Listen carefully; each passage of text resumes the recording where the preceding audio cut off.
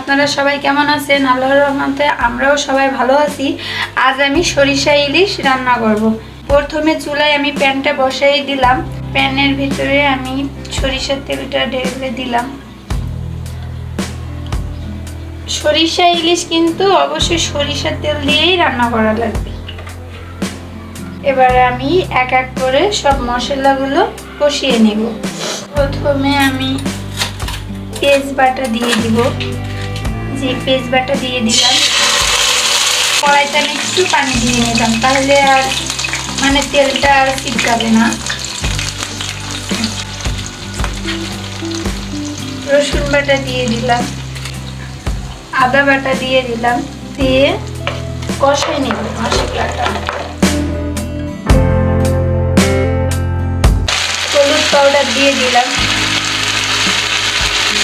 ধনিয়া পাউডার দিলাম, লাল মরিচের গুঁড়া দিয়ে দিলাম, লবণ দিয়ে দিলাম এক চামচ। লবণ স্বাদ মতন দিয়ে দিলাম, যার যেমন লাগে সেটা দিয়ে দিই।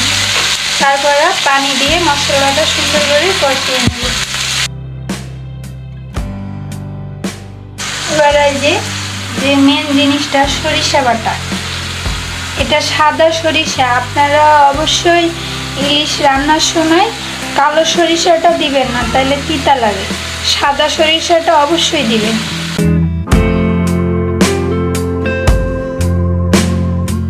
আমি এখানে 2টা ইলিশ রান্না করব, সেই পরিমাপ করে দিয়েছি। আপনারা যেমন মাছ নেবেন তেমন পরিমাপ করে সরিষাটা দিবেন।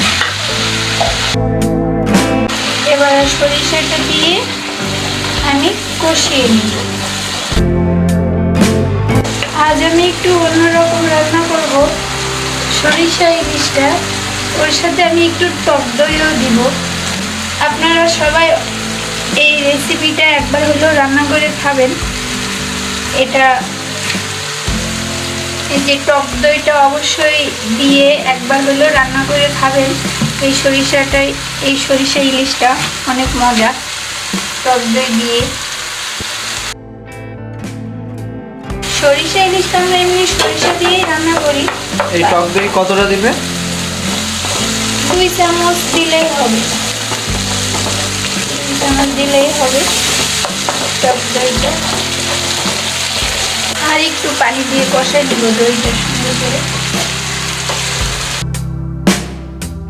মশলাটা কষানো শেষ, এবার মাছটা দিয়ে দিই।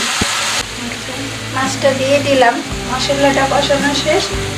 এবার ইলিশের পিসগুলো দিয়ে দিলাম।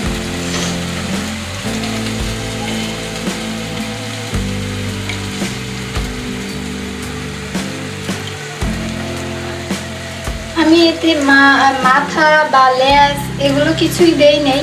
ওগুলো দিয়ে আমি মানে কচুলতি দিয়ে আপনার ইলিশ মাছের মাথা দিয়ে আরেকটা রেসিপি করব, ওটাও আপনাদের দেখাবো। এবারে মাছটা আমি একটু উল্টাই নিব।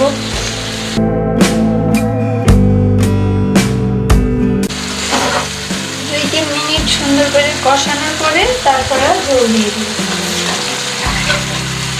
সরিষা ইলিশ কিন্তু রান্না করতে আপনার বেশি সময় লাগে না, 10-15 মিনিটের মধ্যেই রান্না করা যায়। আর আমার এই চ্যানেলটা MM ফুড ব্লগার, আপনারা সবাই লাইক দিবেন, শেয়ার দিবেন, সাবস্ক্রাইব করবেন, কমেন্ট করবেন যে আরও কী কী রেসিপি আপনারা চান।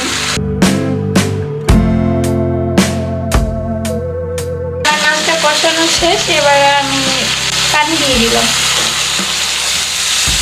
ঝোল ঝোল। আর একটা জিনিস আমি এটা দেই নেই এখনো, কাঁচামরিচ। কাঁচামরিচটা একটা বলক এসে গেলে তখনই দিব, তাহলে আরো মানে সেন্টটা অনেক সুন্দর হবে নামানোর সময় কাঁচামরিচটা দিলে। আমি আর একটা জিনিস দিব, সেটা হচ্ছে জিরা বাটা। জিরা বাটাটা আমি লাস্টে দিয়ে দিলাম। এটা আপনার কষানোর সময় দিলেও হয়, আবার নামানোর সময় দিলেও হয়, যার যেমনটা ইচ্ছা। এবারে আমি কাঁচামরিচগুলো যে ফালি দিয়ে রাখছি দিয়ে দিব।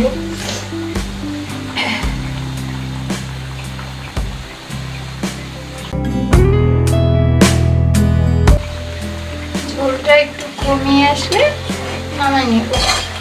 আমার সরিষা ইলিশ কিন্তু রেডি। আর 5 মিনিট অপেক্ষায় করলেই শেষ। বন্ধুরা, তাহলে আমরা 5 মিনিট পরে আবার ব্যাক করতেছি। A few moments later. Guys, আবারও ফিরে আসলাম রান্নাঘরে। এই যে আমার রান্না কমপ্লিট। যেমন মানে ঝোল রাখতে চান তেমনই লাগাবেন। আমার শেষ রান্না। অনেক সুন্দর হয়েছে কালারটা, না? সরিষা ইলিশ শেষ। এই যে দেখেন কতটা সুন্দর হয়েছে।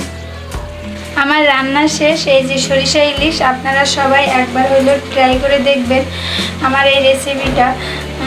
যে সরিষা ইলিশ দই দিয়ে রান্না করা কত মজা।